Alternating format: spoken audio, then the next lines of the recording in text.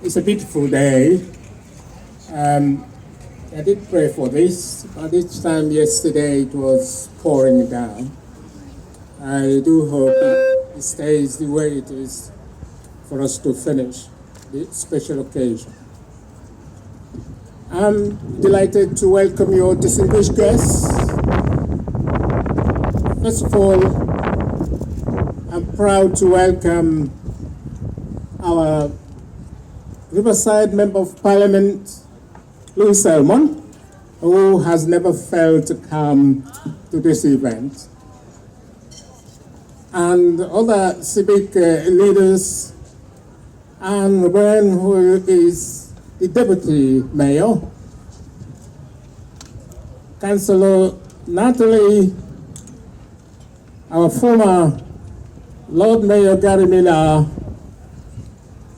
and happy to see Dr. David Fleming, who is the director of the museums, Richard Benjamin, the head of slavery, and so many other distinguished guests. Councillor Richard Kemp, I would forget you. Welcome everyone, and thank you for coming to this special occasion. It is a remarkable commemoration and remembrance event, which is becoming one of the cultural achievements of our city. I'm proud to say. Special welcome to the chiefs who are going to support me this afternoon with the libation ceremony. Slavery remembrance started about 16 years ago, although the gallery, what used to be the gallery before, was opened in 1994, and the actual slavery museum was opened in 2007. So this city has had a long history of remembering what happened in the past.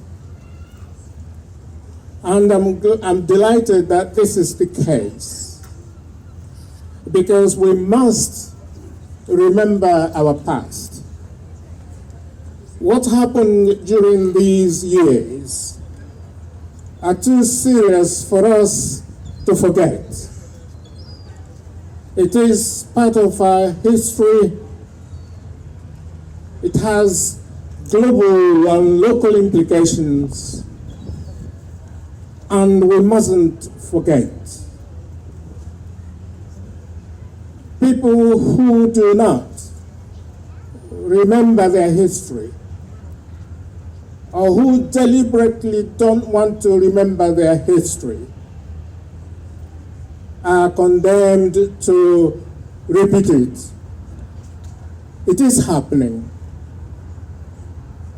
This event has always been thought as something that happened in the past, and that the current generation it doesn't concern them.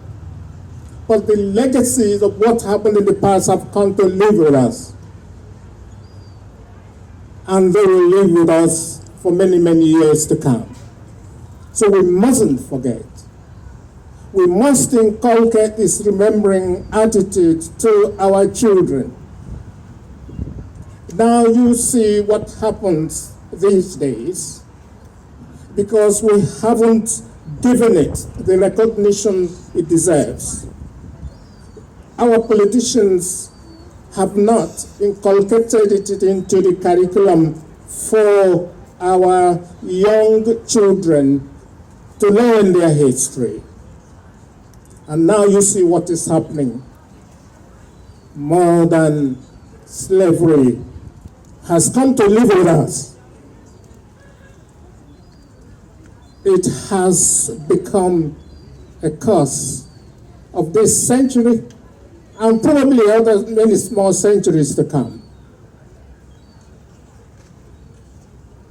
Criminals are making fortune on human trafficking, subjecting people to the suffering experience that our ancestors went through that has brought us to this remembrance event here today. And this is why we should appeal to our politicians to begin to address the issue. At the moment we see what happens around our borders, people are making money in human misery. And the consequence has global implications. It's coming to live with us. So we're beginning now to be aware of it. Probably beginning to have intergovernment agencies and cooperation, because we don't want these people to come to our shores. Is that what it is? Or is it because of the reprehensive nature of what is happening?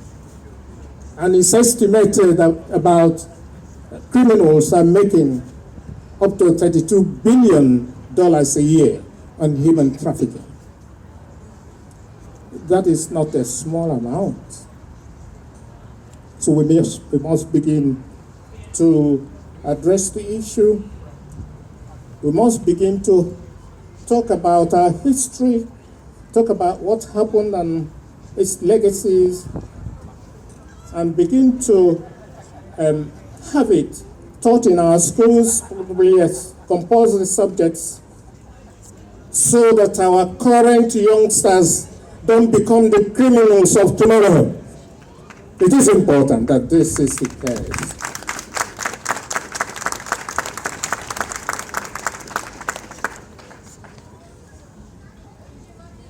So we begin this libation with our normal breaking of the kola nut. I know something has been said about the kola nut, which I thought is a bit derogatory, I'm sorry to say. It hasn't killed anybody. But what I will have to say to you is, don't eat it if you don't have to. I think that's a better word. To say that don't eat it, I feel it's not really, doesn't suit this occasion because it's so important for libation. So we will go through with breaking the nuts and going through the ceremony. You can eat it if you want to, but if you don't want to, please don't. That is why I'm going to put it. Thank you very much. So can I have the